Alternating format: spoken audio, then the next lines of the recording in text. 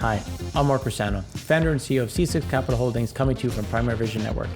Today on the Primary Vision Frac Spread Show, we're just going to talk a little bit about what's happening with spreads, what's happening with rigs, and then just a quick summary of what we're seeing in the international market.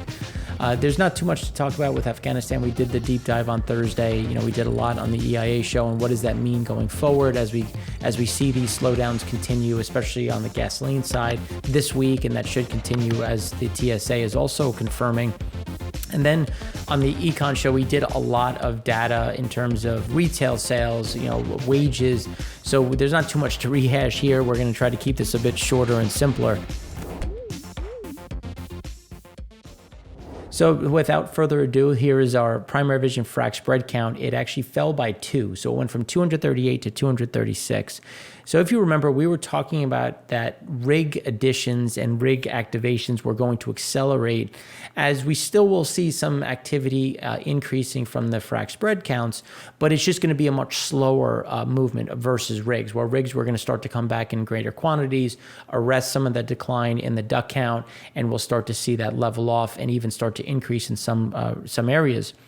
So even though we did decline by 2, it was a lot of one-offs in some of the bigger areas. Again, we typically have some of these moving days, especially as we leave August and head into September. You typically see this shift, and then we'll start to see an increase as we go through the end of August and accelerate into September, October. But we did pick up some additional rigs in the San Juan, so we are seeing some activity start to pick up in the smaller basins. That's something that will accelerate as we head into not so much August, but really September, the first week, second week of September. Some of the smaller areas will start to get that activity. And then we're going to start to see that next leg up in some of the bigger basins. So again, even though we fell by 2, this is, as we were saying, we were going to start to go up and down, but the trend still is going to remain positive. It's just the pace of those additions are going to slow versus where rigs are going to continue to come back in greater quantity. So even though we don't talk about rigs all that much, I just wanted to take a moment and look at some of these additions. So on a net level, you can see there was a net of 3, but 8 of the 8 additions were in oil, and you had the fall of 5 in gas. So I think 3 of them were directional, two declines in horizontal, but you're starting to see some of this shift. You're starting to see some of the oil basins.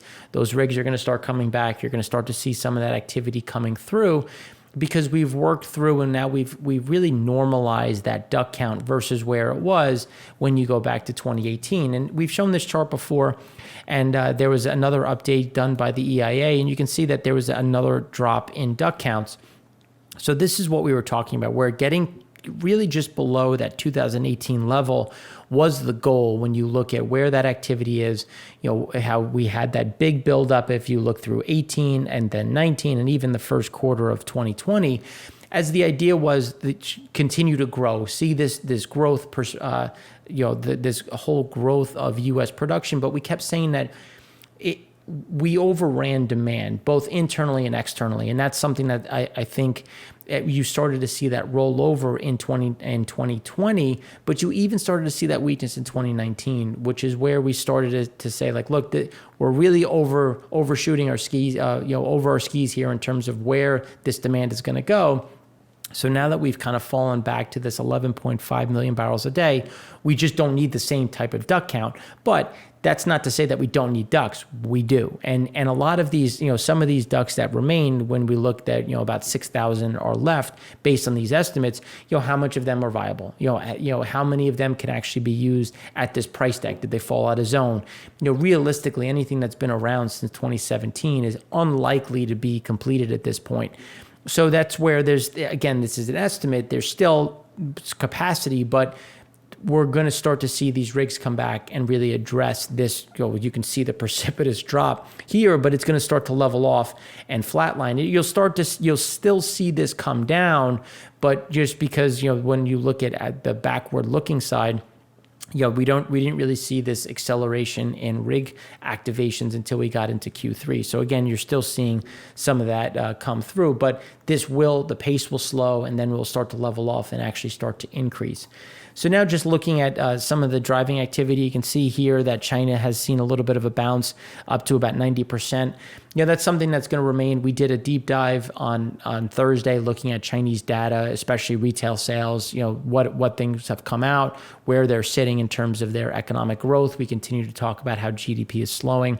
So this is why, even though we like to blame COVID, there was a lot of things that were happening prior to Delta. And that's something that I think is important to appreciate, especially when we're looking at Asia in general. But then when we look at the in the Americas, you can see that we had a little bit of a rally off of the lows in terms of activity.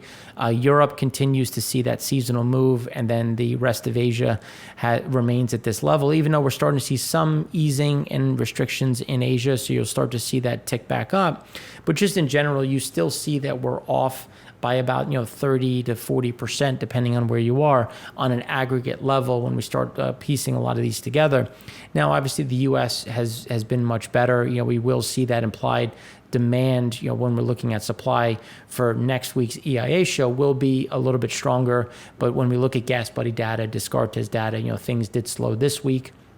So it's just going to be kind of that one-off pop, and then things will come down as the TSA data continues to show that we're moving lower and along those seasonal lines. So then when we turn abroad and we look at where some of the movements are, here you can see China Shandong storage continuing to just go sideways. There's been another small decline in terms of activity flowing into China, but they've been a bit more active now, taking advantage of some of the pricing out of West Africa. I don't know, for those that didn't see, Nigeria cut pricing for September, so we saw prices get cut for September, and some of those cargoes have already been spoken for on term side, especially when we look at Angola and Congo for October, just trying to lock up some of these cargoes as we start to see some of this shift. But the problem really right now is going to remain, how much is China going to take down? How much is Asia going to take down? Just given where some of these restrictions are, because even though obviously Delta is more prevalent and COVID restrictions are there were cracks beforehand. You started seeing this slowdown, and that's why when we start looking at, are we past that peak cycle on the macro side, it's likely to say yes. So that's when we start turning to fuel oil. So fuel oil is going to remain elevated in China as you see this balancing act, because we're still waiting for the fourth quota that's unlikely to come obviously anytime soon, but you're starting to see this trade pick up in terms of the fuel oil movements and ways for them to try to manage, exports, imports, and how things are going to adjust over that time period within China. Then when we turn to activity, activity continues to fall in the Shandong Independence or the teapots.